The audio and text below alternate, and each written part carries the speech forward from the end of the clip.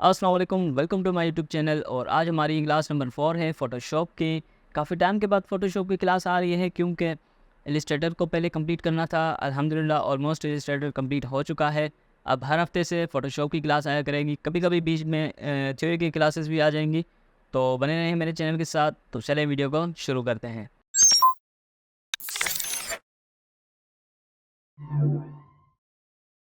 तो यहाँ पे मैं अपने लैपटॉप की स्क्रीन पे आ चुका हूँ। यहाँ पे मैंने कुछ इमेजेस डाउनलोड करके रखी हुई हैं। ये मैंने कहाँ से डाउनलोड की हैं? unsplash.com। अगर आपको नहीं पता तो मैं आपको प्रैक्टिकली बता देता हूँ कि आप गूगल पे आ जाएंगे, यहाँ पे आप सर्च करेंगे अनस्प्लैश, जैसे कि यहाँ पे आ चुका है। और इस वेबसाइट पे आ जाएंगे अनस्प्लैश। उसके बाद यहाँ पे आपको एक सर्च बार मिलेगा। जैसे कि यहाँ पे मैं सर्च करना चाह रहा हूँ कुछ फ्रूट्स की तस्वीरें।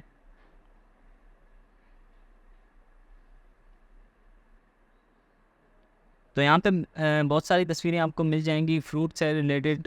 किसी भी चीज़ की तस्वीर आप यहाँ पे सर्च कर सकते हो। बहुत ही हाई रेजोल्यूशन में इमेजेस आपको मिल जाएंगी क्योंकि फ़ोटोशॉप में तकरीबन एडिटिंग का काम होता है। किसी भी चीज़ को एडिट किया जाता है और इलिस्ट्रेटर में जो काम किए जाते हैं क्रिएट किए जाते हैं, मतलब कि कोई ज़ीरो से चीज़ बनाई जाती है। फ़ोटोशॉप में बनी बनाई चीज़ों के ऊपर काम किया जाता है। तो यहाँ पे तकरीबन फ़ोटोस पे काम होता है, तो इसीलिए आपको तस्वीरों की बहुत ज़्यादा ज़रूरत पड़ने वाली है। और कुछ वेबसाइट्स हैं जहाँ से आप ये इमेजेस डाउनलोड कर सकते हो फ्री, और इनको अपनी कमर्शियल प्रोजेक्ट्स में भी यूज़ कर सकते हो। पर आपने इनका लाइसेंस चेक कर लेना है कि ये फ्री हैं कि नहीं हैं। तो यहाँ पे कुछ इमेजेस फ्री नहीं होंगी, जैसे कि यहाँ पे डाउनलोड पे लॉक लगा हुआ है। तो कुछ इमेजेस हो जाएंगी जो डाउनलोड नहीं होंगी, उनको आपने पे करना पड़ेगा। तो उनको छोड़ के बाकी सारी आप इमेजेस डाउनलोड कर सकते हैं। जैसे कि ये वाली एक इमेज है, इसको आप डाउनलोड कर सकते हैं। यहाँ पे डाउनलोड का ऑप्शन होगा, सिंपल आपने इस पर क्लिक करना है। और क्लिक करने के बाद यहाँ पे एक इनको आपने क्रेडिट देना होता है, इनकी लिंक को कॉपी करना होता है। अगर आप क्रेडिट देना चाहो तो आप दे सकते हो, और ये इमेजेस आप फ्री कहीं पे भी यूज़ कर सकते हो। तो वापस आ जाते हैं आज के हमारे टॉपिक पे। आज का हमारा टॉपिक है क्रॉप टूल। बहुत ही बेसिक टूल है, हर सॉफ्टवेयर में आपको मिल जाएगा।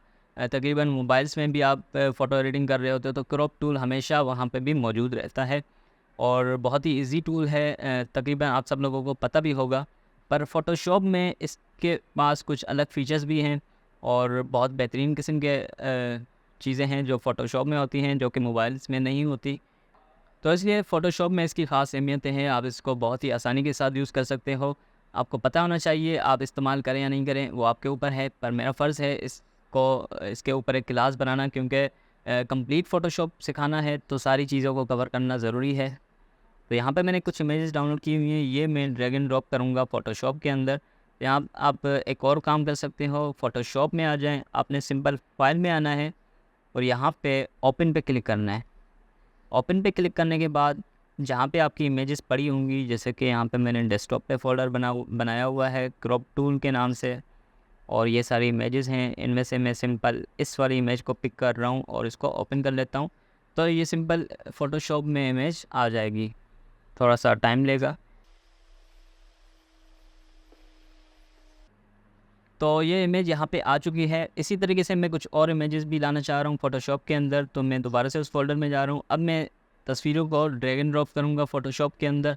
सिंपल आपने इमेज को क्लिक करना है, होल्ड करके रखें माउस को और फ़ोटोशॉप में ले जाएँ। और यहाँ पे आपने माउस को रिलीज़ नहीं करना, आप सिंपल ऊपर आ जाएँ। यहाँ पे जैसे ही आपको कॉपी लिखा हुआ नज़र आए तो यहाँ पे आप माउस का क्लिक रिलीज़ करें। तो एक नेक्स्ट प्रोजेक्ट पे आपकी दूसरी इमेज आ जाएगी, जैसे कि एक ये इमेज है हमारे पास और एक ये इमेज है हमारे पास। इसी तरीके से मैं कुछ और इमेजेस भी लेके आ जाता हूँ फ़ोटोशॉप के अंदर। ये वाली इमेज, तो यहाँ पे मैंने कुछ 3 इमेजेस ड्रैग एंड ड्रॉप की हुई हैं फ़ोटोशॉप के अंदर। अब इनको हम क्रॉप करने वाले हैं। सिंपल क्रॉप का इस्तेमाल तो आपको पता होगा कि पहले तो यहाँ पे मैं जूम करके दिखा दूँ। ये है हमारा क्रॉप टूल। अगर मैं इसके ऊपर राइट क्लिक प्रेस करूँ तो इसके अंदर भी 4 ऑप्शंस मौजूद हैं। सबसे पहले क्रॉप में आ जाते हैं, क्रॉप टूल। तो सिंपल क्रॉप टूल उठाने के बाद आप इसको कहीं से भी क्रॉप कर सकते हो, यहाँ से लेके यहाँ तक, और सिंपल आप एंटर प्रेस करेंगे तो उतनी इमेज आपके पास क्रॉप होके आ जाएगी। और दोबारा से इसको क्रॉप करेंगे तो इसमें एक ख़ास बात है, जो हमने एरिया क्रॉप किया हुआ था वो एरिया वापस आ चुका है। उस एरिया को आप वापस भी ला सकते हो, वो डिलीट नहीं होगा। और अगर आप चाहते हो कि वो एरिया डिलीट हो जाए तो सिंपल आपने यहाँ पे चेक लगा देना है, डिलीट क्रॉप्ड पिक्सेल्स। इस पर अगर मैं चेक लगा दूँ, उसके बाद मैं इस इमेज को क्रॉप करूँ, तो अगर मैं यहाँ तक इमेज को क्रॉप कर लेता हूँ तो बाकी जो इमेज का हिस्सा होगा वो परमानेंटली डिलीट हो जाएगा। इंटर प्रेस करें। इतनी सी इमेज हमारे पास आ चुकी है। अगर मैं इसको दोबारा क्रॉप करूं और अब अगर देखूं तो अब हमारे पास ब्लैंक एरिया है, मतलब कि बाकी हिस्सा हमारे पास मौजूद नहीं है। पर मैं आपको रिकमेंड करूंगा कि आप ऊपर से चेक हटा दिया करें, क्योंकि कभी भी हमें इमेज की ज़रूरत पड़ जाती है बाकी हिस्से की, तो हम उसको इजीली वापस ला सकते हैं बजाय के अंडू करने के। तो अगर मैं यहाँ पे दोबारा से क्रॉप करूँ तो मैंने अंडू किया हुआ था। यहाँ से आपने चेक हटा के रखना है ताकि आपकी बाकी इमेज का हिस्सा भी रहे, जब भी आप उसको यूज़ करें तो यूज़ कर सकते हैं। जैसे कि इतना एरिया चाहिए था तो आप ये एरिया वापस से क्रॉप कर सकते हो। और उसके बाद अगर दोबारा क्रॉप करो, दोबारा से ये वाला हिस्सा चाहिए, तो इस हिसाब से आप कभी भी अपनी क्रॉप की सिलेक्शन चेंज कर सकते हो और वो एरिया डिलीट भी नहीं रहेगा। अगर आपने चेक लगाया होगा यहाँ पे तो बाकी का हिस्सा डिलीट हो जाएगा। तो यहाँ पे मैं अंडू कर रहा हूँ। नेक्स्ट इमेज पे आ जाते हैं। यहाँ पे मैं कुछ रेशो वाइज क्रॉप करना सिखाऊंगा आपको कि आप प्रोपोर्शनली क्रॉप कैसे कर सकते हैं। जैसे ही मैं क्रॉप टूल उठाऊंगा तो यहाँ पे आपके पास ऊपर कुछ ऑप्शंस नज़र आ रहे होंगे। अगर मैं इस पर क्लिक कर दूँ तो यहाँ पे कुछ ओरिजिनल रेशो से मुराद है कि जो इमेज की अपनी ओरिजिनल साइज़ है उस रेशो में ही वो क्रॉप उसको करेगा। जैसे मैं इसको क्लिक कर लूँ तो अब ये उसी ओरिजिनल रेशो में इमेज को क्रॉप कर रहा होगा। अगर यहाँ से मैं रेशो चेंज करूँ 1:1 रेशो तो ये स्क्वायर इसको क्रॉप करेगा। आप बस कहीं से भी माउस को ड्रैग करेंगे किसी भी जानिब तो वो उस हिसाब से प्रोपोर्शनली उसको 1:1 रेशो में इसको क्रॉप कर रहा होगा। आप इस क्रॉप को उठा के या इमेज को उठा के आप जहाँ पे रखेंगे तो वो एरिया क्रॉप हो जाएगा। एंटर प्रेस करें तो ये ऐसा क्रॉप हो चुका है। मैं अंडू कर रहा हूँ। यहाँ पे आपके पास कुछ और प्रीसेट भी दिए होंगे, जैसे कि 4:5, 5:7, 2:3, 16:9। 16:9 तकरीबन यूज़ होता है शॉर्ट्स के लिए। जो भी आजकल यूट्यूब पे आप शॉर्ट्स देख रहे होंगे तो वहाँ पे 16:19 रेशो पे शॉर्ट्स बन रहे होते हैं। तो कभी भी आपको इमेज 9:16 में चाहिए हो तो आसानी के साथ आप उसको क्रॉप कर सकते हो 9:16 रेशो में। पर यहाँ पे आपको दिख रहा होगा कि ये हॉरिजॉन्टल वाइज क्रॉप हो रहा है। अगर आप चाहते हो कि ये वर्टिकल वाइज क्रॉप हो तो आपने सिंपल यहाँ पे आ जाना है, इन दो एरोस पे क्लिक कर लें तो आपका जो रेशो था वो वर्टिकली रेशो हो चुका है। उसके बाद आप इसको कहीं से कितना भी एडजस्ट करके क्रॉप कर सकते हो अपने शॉर्ट्स के हिसाब से, या अपने स्टैटिक या पोस्ट बनाना चाह रहे हो उस रेशो में तो उस हिसाब से यहाँ पे आप इजीली क्रॉप कर सकते हो। उसके बाद आप चाहते हो कि नॉर्मल आप वही अपनी मर्ज़ी से इसको क्रॉप करना चाह रहे हो, आप सिंपल यहाँ पे आ जाओगे। आपने सिंपल यहाँ पे क्लिक कर देना है WH रेजोल्यूशन। W का मतलब है विड्थ, H का मतलब है हाइट। तो यहाँ पे क्लिक कर लें, उस हिसाब से आप अपनी मर्ज़ी से कितना भी एरिया क्रॉप कर सकते हो और इंटर प्रेस करें तो वो एक नॉर्मल जो क्रॉप होता है वो क्रॉप हो चुका है। नेक्स्ट ऑप्शन पे हम आ जाते हैं कि नेक्स्ट ऑप्शन हमारे पास कौन सा है। यहाँ पे मैं राइट क्लिक प्रेस करूँ तो हमारे पास पर्सपेक्टिव क्रॉप टूल है। अब पर्सपेक्टिव क्रॉप टूल कैसे इस्तेमाल किया जाता है, उसका काम क्या है, तो यहाँ पे उसके लिए मुझे एक इमेज चाहिए होगी दूसरी वाली। तो यहाँ पे मैं इस बुक्स की इमेज को ड्रैग एंड ड्रॉप कर रहा हूँ फोटोशॉप के अंदर और इसको ऊपर लेके आए हैं। यहाँ पे जैसे ही कॉपी आपको लिखा हुआ नज़र आए, ध्यान रखें कि नीचे आप जब कर रहे होंगे तो यहाँ पे भी तकरीबन कॉपी आ रहा है, तो पर आपने यहाँ पे इसको रिलीज़ नहीं करना, आपने ऊपर जाके यहाँ पे रिलीज़ करना है। तो ये एक न्यू प्रोजेक्ट पे आपकी इमेज आ जाएगी। अब यहाँ पे मैं पर्सपेक्टिव क्रॉप टूल इस्तेमाल करना चाह रहा हूँ तो सिंपल आप यहाँ से उस टूल को क्लिक करें और मुझे ये जो बुक का पेज है सिर्फ ये चाहिए और ये बिल्कुल फ्रंट साइड पे हमें नज़र आए ताकि हम इजीली इसको रीड कर सकें। तो सिंपल यहाँ पे आप क्लिक करें नेक्स्ट क्लिक आप यहाँ पे क्लिक करें। इसी तरीके से आप पूरे पेज को कवर कर लें और लास्ट क्लिक यहाँ पे क्लिक करने के बाद आप सिंपल इंटर भी प्रेस कर सकते हैं, या तो आप ऊपर यहाँ पे चेक पे क्लिक कर दें तो ये आपका जो हिस्सा क्रॉप किया था वो एक बिल्कुल सामने आपके पेज बना हुआ नज़र आ रहा है। नेक्स्ट ऑप्शन है हमारे पास स्लाइस टूल। अब स्लाइस टूल का काम क्या होता है, स्लाइस टूल को समझाने के लिए मुझे एक और इमेज चाहिए होगी, तो यहाँ पे मैं इस इमेज पे आ जाता हूँ, इसको मैं उठा के यहाँ पे रख रहा हूँ। अब यहाँ पे मैं इस इमेज को स्लाइस वाइज क्रॉप करना चाह रहा हूँ, तो यहाँ पे जैसे ही मैं स्लाइस टूल उठाऊँगा, यहाँ पे मैंने स्लाइस टूल उठाया और सिंपल एक एरिया डिफ़ाइन करूँगा, जैसे कि यहाँ से लेके यहाँ तक एरिया डिफ़ाइन कर दिया मैंने।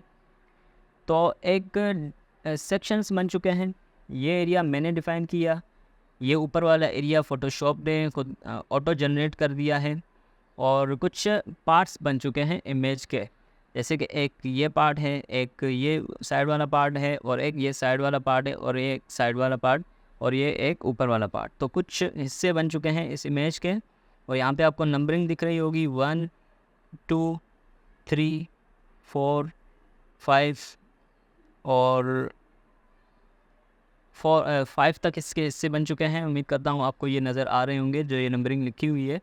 तो ये इमेज के 5 हिस्से बन चुके हैं, और इसको थोड़ा सा और इजी तरीके से मैं आपको समझाना चाहूँगा। तो यहाँ पे मैं अंडू कर रहा हूँ। अब यहाँ पे मैं स्लाइस टूल उठा के यहाँ पे मैं राइट क्लिक प्रेस करूँगा। अब मैं रो और कॉलम वाइज कुछ हिस्से बनाना चाह रहा हूँ, तो राइट क्लिक करने के बाद यहाँ पे मैं डिवाइड स्लाइस पे क्लिक करूँगा। डिवाइड स्लाइस करने के बाद यहाँ पे मैं चेक लगा दूँगा, और इसके मुझे हॉरिजॉन्टल वाइज चाहिए कुछ 4 हिस्से, 4 कॉलम मैंने बना दिए, और वर्टिकली मैंने इसके रोज़ बना दिए 4।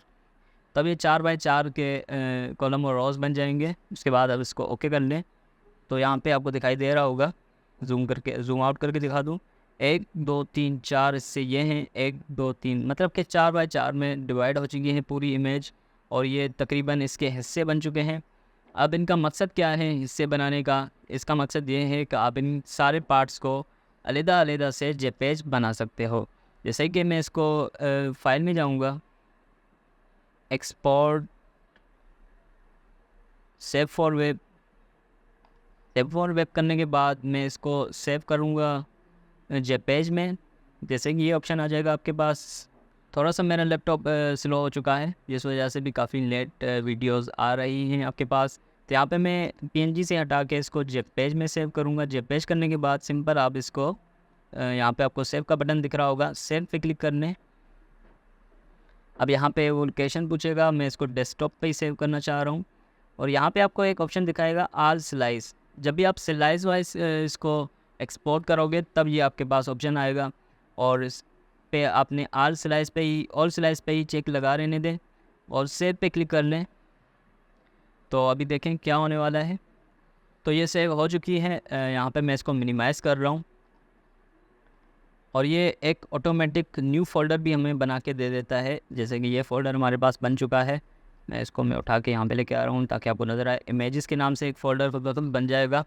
इसको अगर मैं क्लिक करूँ, इसको ओपन करूँ, तो यहाँ पे 1 2 3 4 कितने सारे हिस्से जो हमने बनाए थे वो सारे के सारे अलग-अलग से डिवाइड होके जेपेज बन चुके हैं स्लाइस की मदद से। तो इस हिसाब से आप, जैसे कि एक ये हिस्सा है, ये हिस्सा है, ये हिस्सा, तो आपने यूजुअली इंस्टाग्राम पे देखा होगा कि कुछ लोग अपने इमेजेस अपलोड कर रहे होते हैं इंस्टाग्राम पे, तो वहाँ पे उनकी इमेज अलग अलग हिस्सों में बनी होती है, पर एक कंप्लीट इमेज भी हमें दिखाई दे रही होती है।